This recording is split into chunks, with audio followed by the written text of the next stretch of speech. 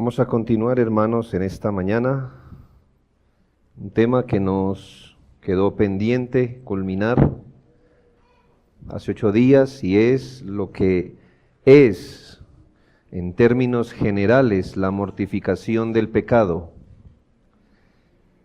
En Daniel capítulo 9 está registrada una de las oraciones más sentidas, emblemáticas e instructivas en las Escrituras. Esta es una confesión de pecado transparente, abierta, sin ninguna excusa. Dice así la palabra del Señor, desde el versículo 3. Y volví mi rostro a Dios el Señor, buscándole en oración, y ruego, en ayuno, cilicio y ceniza, y oré a Jehová mi Dios, e hice confesión diciendo: Ahora, Señor, Dios grande, digno de ser temido, que guardas el pacto y la misericordia con los que te aman y guardan tus mandamientos. Hemos pecado, hemos cometido iniquidad, hemos hecho impíamente y hemos sido rebeldes, y nos hemos apartado de tus mandamientos y de tus ordenanzas.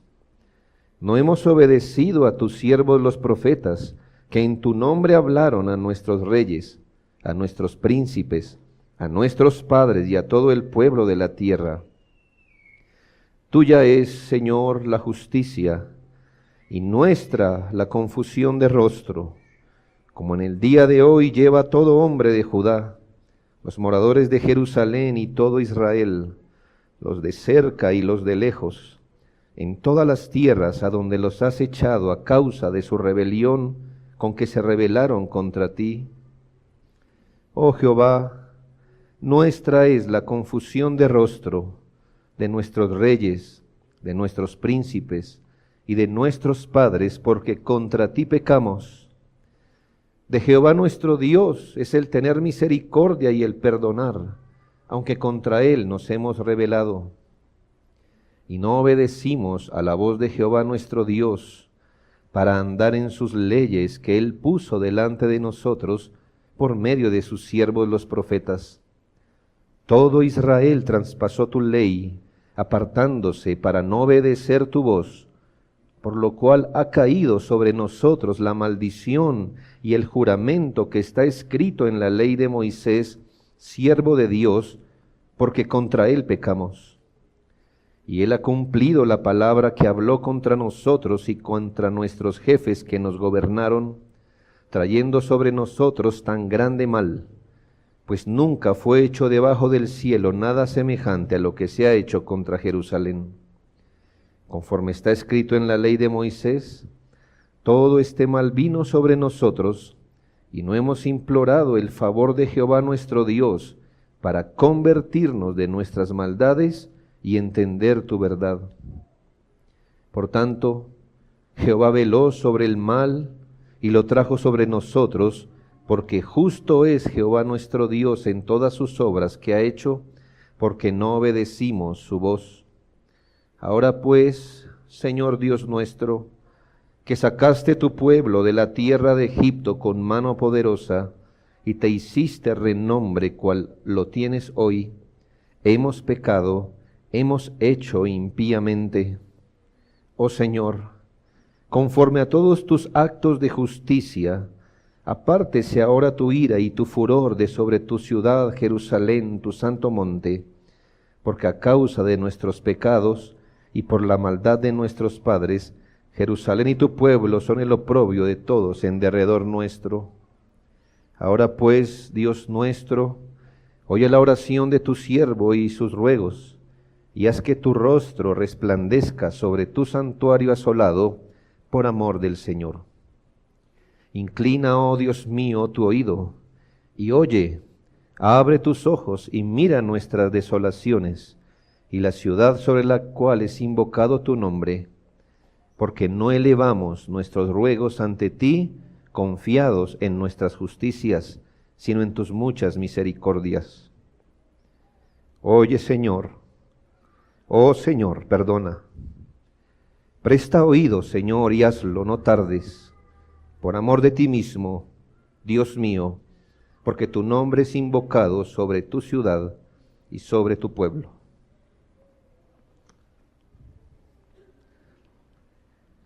Esta es una confesión de pecado abierta y sin ninguna excusa, como debe ser, hermanos, toda confesión de pecado. Antes, el profeta reconoce que Dios ha sido completamente justo en haberles propinado castigos y juicios, porque su permanente rebeldía así lo ha merecido. Por tanto, dijo, Jehová veló sobre el mal y lo trajo sobre nosotros, porque justo es Jehová nuestro Dios en todas sus obras que ha hecho, porque no obedecimos su voz. Es una oración donde por otra parte hay confianza humilde en el perdón de Dios y en la restauración del pecado. Es decir, en que no solo el Señor perdonará el pecado, sino que les corregirá y los hará volver del error de su camino. Y esto porque Daniel sabe que el perdón del pecado sin la obra de corrección del pecado es solo un reseteo de la cuenta para seguir pecando igual. ¿Le da sentido eso? Daniel sabe que el perdón de pecados sin la obra de corrección del pecado es solo un reseteo de la cuenta para seguir pecando igual. El perdón quita la mancha, quita el obstáculo, pero el pecado debe ser, además de perdonado, corregido, y por eso Daniel en versículo 13 dice, y no hemos implorado el favor de Jehová nuestro Dios para convertirnos de nuestras maldades y entender tu verdad. Para decirnos, hermano, que el pecado debe ser confesado para ser perdonado, pero también el pecado debe ser corregido. Uno debe ser restaurado al camino de obediencia y no solo perdonado. A veces parece que estamos tratando con el pecado y realmente no lo estamos haciendo. Este sigue intacto en su poder e influencia. ¿Cómo saber si el pecado no está siendo correctamente mortificado? El autor antiguo, Christopher Loeb, en una parte de su obra, El cristiano mortificado, nos da 6 pruebas para saber si el pecado no está siendo correctamente mortificado. Primero, dice él, por la conducta antes de cometer un pecado, cuando hay un deseo ansioso y persistente en el alma de cometerlo, cuando el individuo estudia y planea cómo llevarlo a cabo. Cuando eso ocurre, usted debe saber que ese pecado no está siendo realmente mortificado. Salmo 36:4, piensa maldad sobre su cama, se obstina en un camino que no es bueno. Segundo, una corrupción no está mortificada en el alma cuando un hombre está más ansioso por cometer el pecado al cual es tentado que ansioso por resistirlo. Cuando un hombre está, por así decirlo, dice él, encendido y tan ansioso por satisfacer un deseo al que es tentado, que llega a desechar todos los pensamientos de resistencia. Ahí, dice él, un pecado, una corrupción no está correctamente mortificada. Tercero, cuando los hombres nunca utilizan su fuerza en la oración contra las corrupciones a las que son más propensos. Aún, dice, cuando son asaltados por un pecado día y por otro deseo otro día, y sin embargo nunca recurren a Dios en oración para pedir fuerza y gracia para mortificar esos pecados. Cuarto, una corrupción no está mortificada en el alma cuando las corrupciones y tentaciones a ciertos pecados les perturban más cuando están realizando los deberes santos. Es decir, cuando dan lugar a tales tentaciones pecaminosas en los deberes santos, cuando deberían estar atendiendo a Dios en sus ordenanzas. Quinto, cuando recordar sus pecados pasados no los humilla, sino que más bien despierta nuevamente las corrupciones en su corazón para planear y tramar cómo cometer los mismos pecados otra vez. Tal vez, dice él, en el pasado alguno fue borracho y ahora recuerda este pecado con deleite y piensa cómo embriagarse otra vez. O fue fornicario o adúltero y al recordarlo trama cómo cometer nuevamente este pecado. Sexto, cuando una tentación al pecado es aceptada rápida y fácilmente, es decir, cuando se puede cometer un gran pecado por una pequeña tentación, cuando el corazón es como pólvora para el pecado, que solo con tocarla arde. Y en estos asuntos, hermanos, brevemente, este autor, y esperamos tener ese libro pronto, traducido, nos enseña a reconocer cuando un pecado no está mortificado en nuestra alma.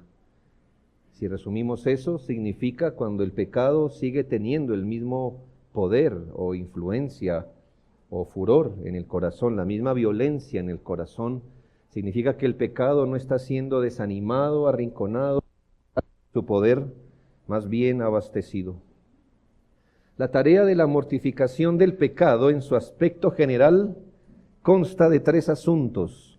Habíamos dicho que consiste, primero, en el debilitamiento permanente de los deseos pecaminosos. Eso vimos hace 8 días.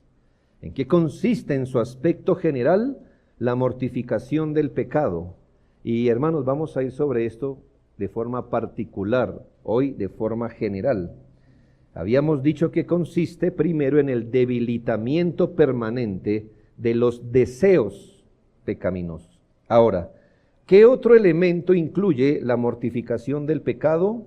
Segundo, en una lucha y un combate continuo contra el pecado. Una lucha y un combate continuo contra el pecado. Cuando el pecado no es mortificado, es decir, que es fuerte y vigoroso en el alma, no va a permitir que el creyente haga progresos espirituales firmes o verdaderos. Cuando el pecado es fuerte y vigoroso, ¿por qué es fuerte y vigoroso? Porque no se ha mortificado o no se ha mortificado correctamente, estorbará a que el Hijo de Dios haga lo que debe, se opondrá a que haya un progreso espiritual, porque, como dice Gálatas 5:17, el deseo de la carne es contra el espíritu y el del espíritu es contra la carne, y estos se oponen entre sí para que no hagáis lo que quisierais. El pecado, hermanos, es como la maleza. Usted no debe hacer nada para que la maleza crezca. Si no hace nada, crecerá. Si descuida la maleza, seguirá creciendo. Si la riega, crecerá aún más. En cambio, si usted desea eliminar la maleza, ahí sí, le toca actuar. El cristiano ingenuo, diríamos, piensa que el pecado se queda en el mismo nivel en el que lo dejó la última vez que trató con él. A menos que peleemos continuamente contra el pecado, éste no dejará su vigor. Más bien, se volverá fuerte y vigoroso. Hay 3 acciones principales que están incluidas en la lucha permanente contra el pecado. 3 acciones principales que están incluidas en la lucha o combate continuo contra el pecado.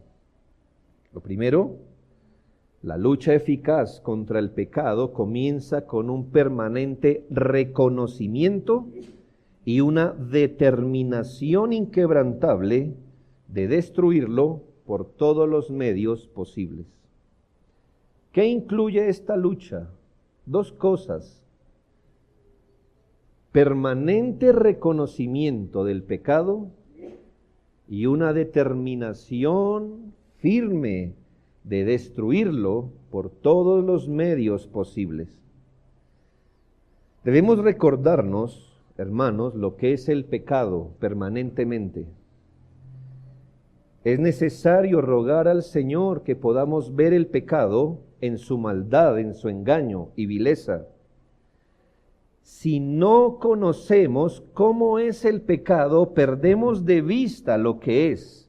Si perdemos de vista su maldad, su engaño, su vileza, si olvidamos o no le damos importancia al pecado en su capacidad de herir, de contristar, de desviar, hermanos, pues le tomaremos muy ligeramente, muy livianamente. Si no dimensionamos las serias consecuencias del pecado consumado y practicado, si no lo consideramos como una lepra o una llaga infectada, Isaías 1:6, o como una plaga, Primera de Reyes 8:38, seremos livianos en su lucha.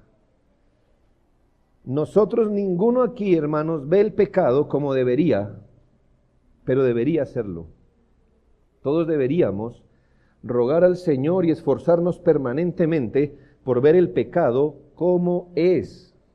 Es que nosotros no podemos colocarle más fealdad al pecado de la que ya tiene. Si tan solo la viéramos como es, sería suficiente para horrorizarnos. La Biblia solo tiene palabras horribles para asemejar el pecado: llaga supurante, lepra y cosas por el estilo. Si nosotros no nos recordamos permanentemente y si no rogamos al Señor que nos lo recuerde permanentemente y no tenemos vivo en nosotros esa visión de lo que es el pecado en sí mismo, no estoy hablando de sus consecuencias, de lo que es el pecado en sí mismo, lo trataremos de forma liviana.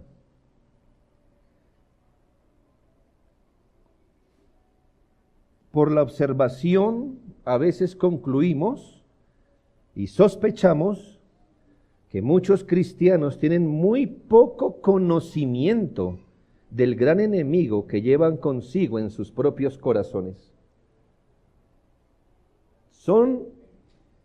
En verdad tienen tan poco conocimiento del gran enemigo que llevan en su propio corazón, que por eso se exponen abiertamente.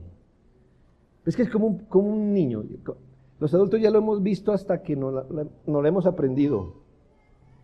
Que el mal amigo desvía la buena costumbre de alguien. ¿Es así o no es así? Pero ¿qué dice el joven? Usted tiene un amigo del mundo y su amigo del mundo nunca aprende a orar. ¿Sí se ha dado cuenta? Ni a citar la escritura, pero usted sí aprende lo de él. Y esto no es solo para los jóvenes, aún los adultos les pasa. Aún los adultos. La vida social de los adultos es peligrosa, tanto como la del adolescente. ¿Eso significa que esa persona se conoce tan poco? ¿Tan poco? Hermanos, en el folclore de nuestra localidad, usted ve unas cosas que usted dice: un hombre en una moto llevando atrás un cilindro de gas. ¿Ya ve? ¿Usted cree que ese hombre sabe lo que está haciendo? Yo digo que no, él no sabe.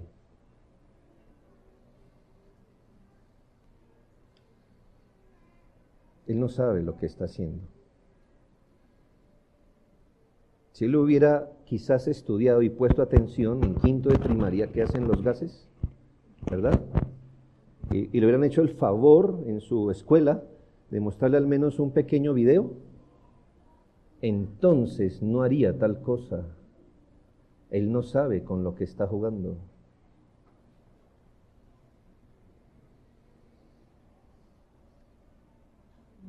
Sospechamos que muchos cristianos, a la luz de cómo viven,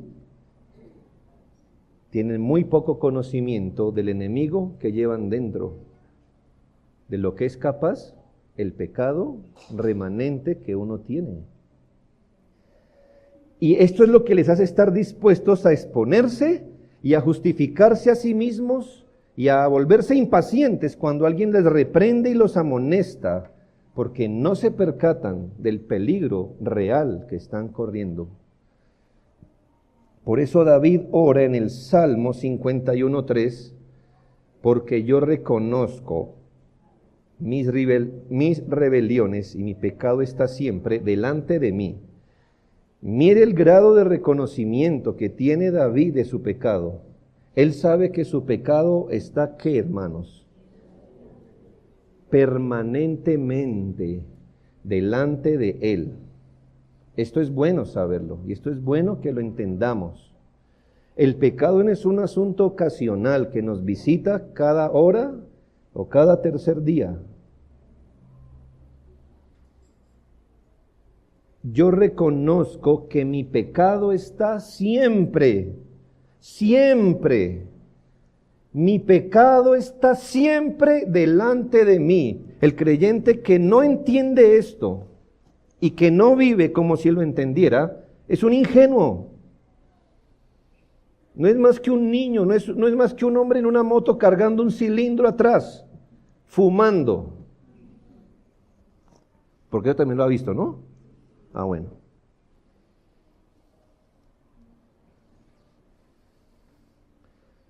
Cuando usted entiende que su pecado está siempre delante de usted, ¿entiende? Que usted no puede coger nada sin atravesar por el pecado, entonces ¿usted qué haría? Espere. Se vuelve más cuidadoso. En Juan 3, 20 y 21 dice, porque todo aquel que hace lo malo aborrece la luz y no viene a la luz para que sus obras no sean reprendidas. Mas el que practica la verdad viene a la luz para que sea manifiesto que sus obras son hechas en Dios. Mire la determinación inquebrantable para destruir el pecado. ¿Dónde ve la determinación inquebrantable para destruir el pecado? Que usted no toma el pecado y se va a las tinieblas para pecar, sino ¿qué hace, hermano? Los lleva a la luz, los lleva a la luz. Esa es la determinación inquebrantable de un creyente que no se esconde de la luz, más bien prefiere que sus obras, al traerlas a la luz, sean reprendidas. ¿Para qué, hermanos? Para corregirnos. Yo escucho algo de ustedes, hermanos, y me corre así un escalofrío, como el de la señora de la TV. Cuando yo no voy al médico para no saber qué tengo. Uy, de verdad, hermano. No, y lo escucho de varios de ustedes, mis hermanos. Pues yo los pastoreo a ustedes, pues tengo que pastorearlos a ustedes. ¿Sabe, hermano, que eso es un suicidio que el sexto mandamiento prohíbe? Es un quebrantamiento del sexto mandamiento. Porque una cosa es que usted no sepa qué tiene, a que usted sepa qué tiene y no quiera. Hermano, usted está yendo a la luz, a las tinieblas en ese caso, ¿para qué?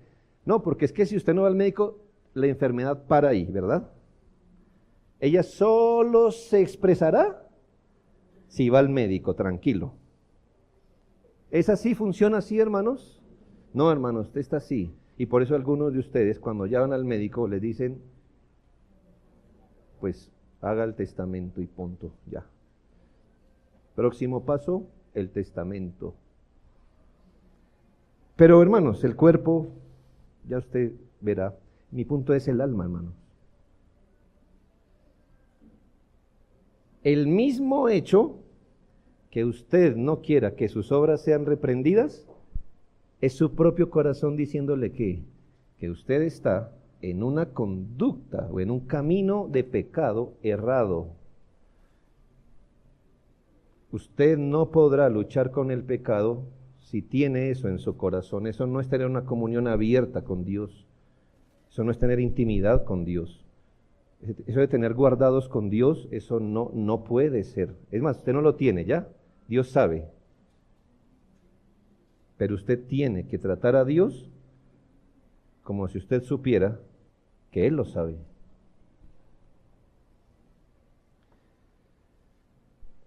Segundo, estoy diciéndole, una lucha y combate continuo contra el pecado consta de 3 acciones. 1, un permanente reconocimiento y determinación inquebrantable por destruirlo. Segundo, la lucha contra el pecado es un continuo esfuerzo por reconocer las vías que usa el pecado para ganar ventaja. Más adelante en la serie quiero ampliar esto, pero la lucha real con el pecado es un continuo esfuerzo por reconocer las vías que el pecado usa para ganar ventaja. La inteligencia militar consiste en anticipar los movimientos del enemigo o reconocer su modus operandi o estrategia. En eso consiste la inteligencia militar, no en recoger el reguero, sino en anticipar los movimientos del enemigo, reconocer las estrategias que el enemigo usa para combatir. Hermanos, ¿acaso seremos menos atentos a la condición de nuestra alma y profesión de fe que un ejército cuidando una ciudad? Recuerde lo que dice Eclesiastés 7:19, la sabiduría fortalece al sabio más que 10 poderosos que haya en una ciudad. En otras palabras, hermano, es mejor la sabiduría que 10 militares. ¿Ya ve? Así que usted debe ser aún mejor estratega que los militares, aún más, porque es más sabio, dice Eclesiastés. Cada creyente debe meditar en todas las maneras, ocasiones, contextos, caminos, artimañas del pecado y de Satanás para tentarle a pecar. Y usted haría bien en advertir dónde el pecado o en qué contexto o camino, bajo qué artimaña el pecado ha conseguido su mayor éxito. Estamos en una guerra y todo esto tiene que ser así. ¿En qué situaciones, contextos, ambientes, providencias, trampas son las que más le tientan a pecar? Entre más conocimiento tengamos de estas cosas, estaremos más preparados para pelear contra el pecado. Y note, solo para que lo advierta, que estoy tocando este asunto de segundo, no de primero. ¿Por qué? Porque en vano nos apartamos de las vías que el pecado usa para ganar ventaja, si en el fondo no hemos tratado primero con nuestro corazón. ¿Sí le da sentido? Otra vez se lo digo. ¿Por qué tocamos este tema de segundo? Y primero le dije que teníamos que tener un permanente reconocimiento y determinación para luchar. ¿Por qué advertir las vías que el pecado usa para ganar ventaja va de segundo? Porque si usted lo pone de primero y usted empieza a meditar más en las vías que el pecado usa para tentarlo, en qué ocasiones, en qué providencias, bajo qué circunstancias su pecado es más estimulado, y entonces dice, este contexto me hace daño, entonces cambio de contexto, pero no ha luchado con su corazón, pues se llevó el problema al otro contexto. Y ese es el asunto que a veces le decimos a los hermanos, no, pastor, es que yo me voy a trastear de trabajo porque la presión es muy dura. Y en el otro, que si usted no trata con el corazón, entonces allí se lleva el problema. Allá se lo lleva. Por eso va de segundo. De segundo no quiere decir que no sea importante, se lo voy a enseñar, pero usted primero debe tratar con su corazón. Debe tener resoluciones en contra del pecado personales. Ahora bien, partiendo de esto, es verdad, hermanos, que hay contextos que estimulan nuestro pecado. Solo si usted es consciente que el problema del pecado está en su corazón, no en sus circunstancias, podrá con sabiduría apartarse de aquellos contextos o vías habituales del pecado. Si no trabaja en el corazón de primero, en donde quiera que esté, llevará el pecado intacto. En cambio, un corazón tratado en el contexto de unas oportunidades de pecado controladas es mejor. David oró en Salmo 19:13 y note el plural: preserva también a tu siervo de las soberbias.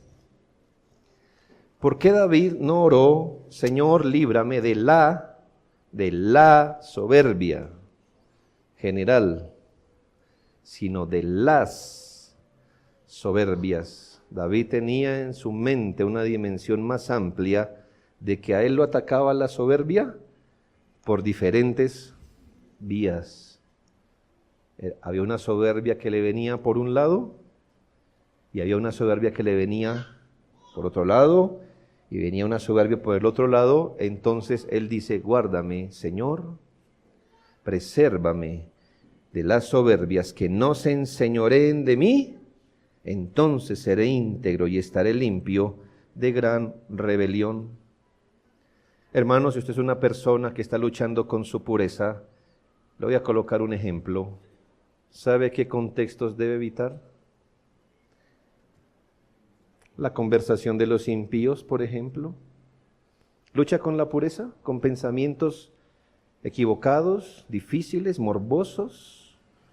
¿Con adulterio mental? ¿Sí? ¿Cómo qué hace en el corrillo de compañeros que solo hablan eso? ¿Cómo para qué? ¿Sí le da sentido? Bueno, primero usted lidia en su corazón con eso, pero también toma usted las precauciones, porque a través de algunos contextos, no que el contexto le meta el pecado ya está en nosotros, pero hay ciertos contextos donde el pecado es estimulado y usted debe mirar cuáles son las vías que el pecado usa para ganar ventaja.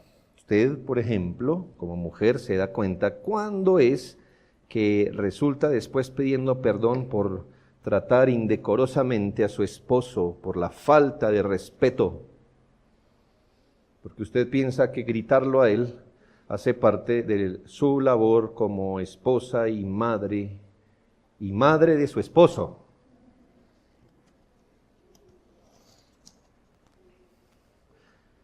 Primero, que la gritería es pecado, y segundo, que usted no tiene la autoridad sobre el hombre. Pero entonces usted dice: ¿por qué resulto haciendo esto? Que no es bíblico. Esto deshonra a Dios, porque si Dios me hubiera querido como cabeza, me hace hombre. Pero soy una mujer y tengo mi papel y mi rol en el mundo de Dios. ¿Cómo es que yo llego siempre a tropezar allí? Es cuando mi esposo me habla como golpeado. Perfecto, ¿ya lo reconoció? Muy bien. Entonces, usted debe establecer un plan divino, no humano. Un plan divino, no humano, no psicológico, no en su carne. Un plan divino para que cuando eso ocurra, ¿sí ve? La vía del pecado se presente, entonces usted no peque. ¿Cuál sería una buena vía divina para una mujer en este caso? Divina, no humana. No diga: ay, mire, tengo un muñequito y cuando tenga rabia, péguele al muñeco para no. ¿Sí?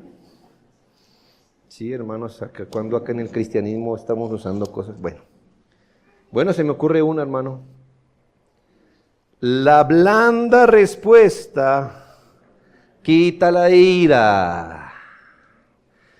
¿Sí ve? Dios le dio provisión para que cuando usted reconozca una de las mayores vías en la que usted peca, ya la reconoció, perfecto, ahora puede tomar una medida. Entonces usted en la gracia del Señor advierte ese peligro y cuando eso ocurra y el pecado diga, grite, ofenda, iguale, equipare, no se deje, no se aboba, es el siglo de las mujeres. Vamos. Entonces usted recuerda, la blanda respuesta quita la ira. Pero la respuesta áspera hace que usted tenga el mismo problema cada vez que eso ocurra sin ninguna reforma, sin ningún crecimiento en la fe. Nuestro pecado es astuto, así que frustra esos planes. Tercero, la lucha contra el pecado incluye un trabajo diario usando los medios que Dios ha ordenado para debilitarlo. La lucha contra el pecado incluye un trabajo diario usando los medios que Dios ha ordenado para debilitarlo. No debemos permitir que un falso sentido de seguridad nos adormezca, pensando que ya que nuestros deseos pecaminosos están quietos, entonces es porque están muertos. Más bien, hermanos, debemos golpear y herir los deseos pecaminosos cada día a través de los medios que Dios nos ha dado. Y esta no es la única, pero esta es una de las importancias de los medios de gracia que Dios nos da. No es la única, luchar contra el pecado no es la única, pero es una de por qué usted debería, si usted está luchando con esta pregunta, por ejemplo, ¿por qué yo debería orar diariamente? ¿Por qué yo debería al menos meditar algo de la palabra diariamente? ¿Por qué debería hacer estos ejercicios a diario? No es lo único, vuelvo y le digo, no es lo único, pero una de las razones es, yo le pregunto, ¿cuántas veces el pecado le ataca? Usted me diría, a diario, pues ahí está su respuesta. Si a diario el pecado ataca, a diario hay que ejecutar los medios de gracia. No es como algo legalista o impuesto, algo así como que, no sé si usted fue instruido que si iba saliendo de la casa y no se echó la bendición, ese día le iba a ir mal. Entonces usted llegó a Cristo y ahora piensa lo mismo, pero el devocional. ¿Ya? O sea, el devocional del cristiano es como el persignarse para los demás. No, hermano, no se trata de eso. No es una fórmula, no es un temor servil. Pero usted sí debe entender, hermanos, que si el pecado no descansa, entonces usted todos los días, hermano, así sea de una forma básica, aférrese al Señor. Mire lo que dice 2 de Pedro 2:8 del justo Lot. Porque este justo que moraba entre ellos afligía cada día su alma justa, viendo y oyendo los hechos cínicos de ellos. Hermano, ¿qué hacía Lot en Sodoma? ¿Qué, hermanos? ¿Cómo le podemos llamar a ese acto? De todos los días, afligir su alma. ¿Sí? Lo que hace el hombre y lo consideramos como un impío, ¿no? Mire, mejor que nosotros. Sacaba tiempo, hermanos, para abochornarse delante de Dios cada día. Una buena manera de no acostumbrarse al pecado que le era común, aún hasta con sus hijos. ¿Cómo no se acostumbraba al pecado? Afligiendo su alma, cada día, golpeando su alma, por así decirlo, para que no se acostumbre al pecado. Salmo 55, 17, Tarde y mañana y a mediodía oraré y clamaré. Tarde y mañana y a mediodía oraré y clamaré. ¿Por qué? ¿Alguna mañana el pecado no lo acusa, hermano? Es decir, no lo acosa, perdón. O él le dice, le doy hasta mediodía, ¿no? Y a mediodía, ¿qué tal? Y en la noche. Ah, bueno, hermanos. Entonces, si el pecado está rondando, entonces ore siempre. La vigilancia debe ser permanente. Primera de Pedro 5:8. Vigilar el alma debe ser permanente. Sed sobrios y velad. Porque vuestro adversario el diablo, como león rugiente, anda alrededor buscando a quien devorar. La meditación de la palabra debe ser muy continua. Salmo 119, 133. Ordena mis pasos con tu palabra y ninguna iniquidad se enseñoree de mí. Entonces, hay iniquidades, pero mire lo que hace el salmista. Ora al Señor para que ordene sus pasos con su palabra, con su palabra. Entonces, ¿qué es en general mortificar el pecado remanente? Repasemos. 1. Un debilitamiento permanente de los deseos pecaminosos. 2. Una lucha y un combate continuo contra el pecado. 3. El éxito regular en nuestra oposición y conflicto contra el pecado que todavía mora en nosotros. Este es mi punto último, el éxito. ¿Qué es en general mortificar el pecado? Es tener éxito regular, no ocasional, en nuestra oposición y conflicto contra el pecado que todavía mora en nosotros. Note que las palabras son cuidadosamente usadas, porque yo no le dije que mortificar el pecado sea tener éxito en acabarlo. ¿Es tener éxito en qué? En oponerse. Muy bien. ¿Sí notas la diferencia? Ya habíamos visto en esta serie que mortificar el pecado no es eliminarlo, no se puede. Así que su éxito no se va a medir en si lo desapareció, sino que su éxito en la mortificación se va a medir en qué? En su capacidad de oponérsele, de presentar resistencia, oposición al pecado. Mortificar el pecado con éxito es oponernos regularmente, luchar, someter los deseos pecaminosos, seguida de la intención de permanecer en esa victoria y procurar más avances. Por ejemplo, cuando el corazón detecta los movimientos del pecado, lo que va a ocurrir siempre, hermanos, tratando de seducir, tentar, influir en la imaginación, en los deseos, etc., el creyente se opone con vigor, con la ayuda de Dios, expone sus deseos a la ley de Dios, lleva su pecado a la cruz de Cristo, toma las advertencias y exhortaciones con solemnidad y así se opone al pecado. Cuando una persona mantiene constantemente este tipo de lucha contra el pecado, de tal modo que constantemente debilita su poder o su actividad, de manera que él pueda cumplir con sus deberes piadosos, podemos decir que esta persona está teniendo éxito en su mortificación.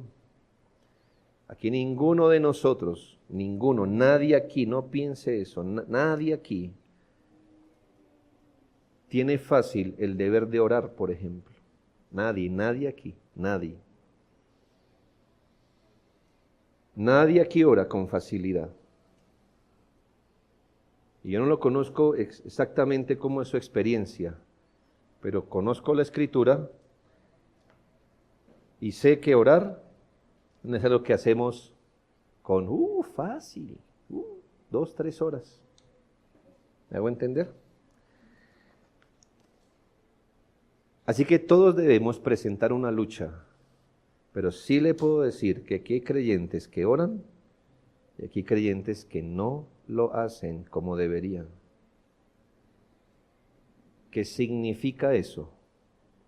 Significa que en aquellas personas el pecado sí les estorba para que cumplan sus deberes. En el otro, aunque estorba, hay oposición.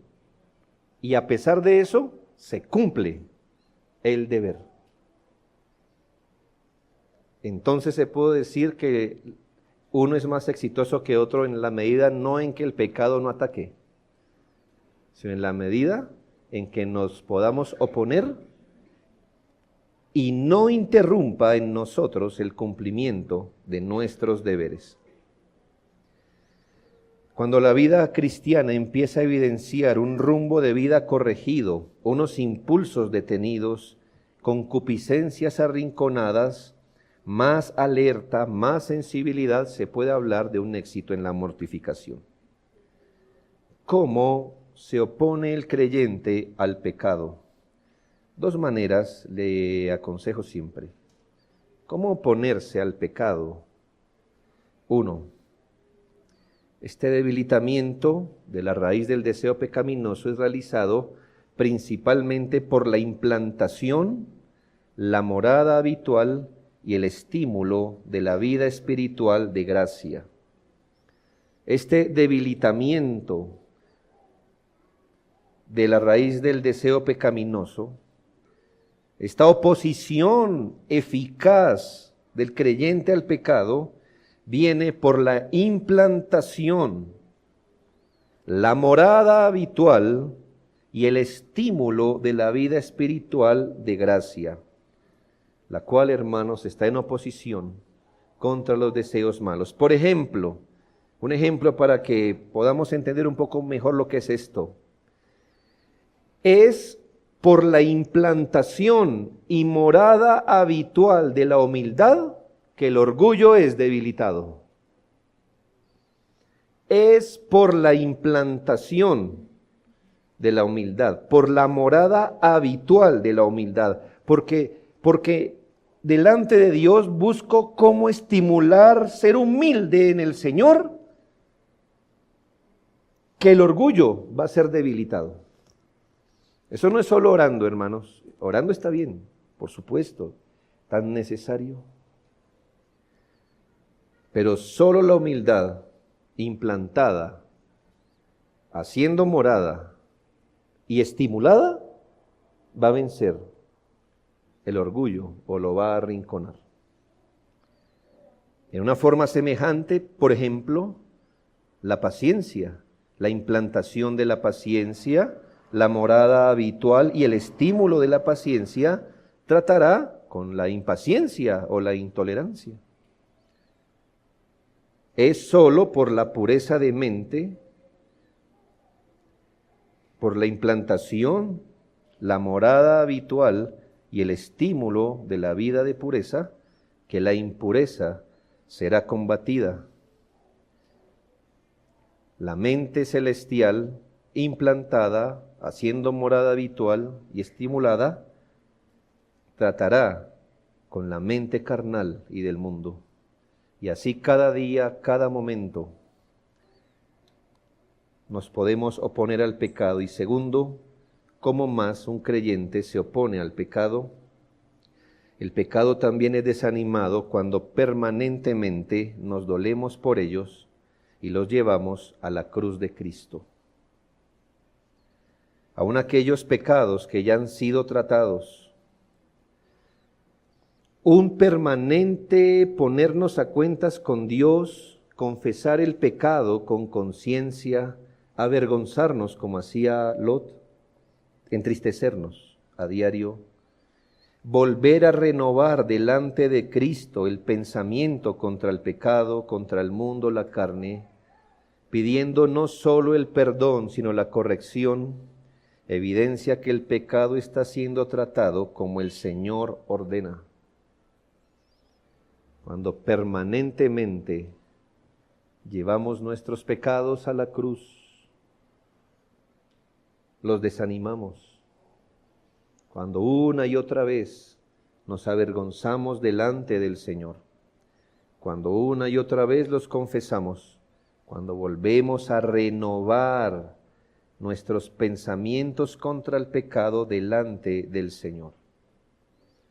Usted dirá, no sé exactamente cómo hacer eso, pues Daniel 9 es una buena manera de instruirnos de cómo hacer eso permanentemente delante de Dios en Cristo.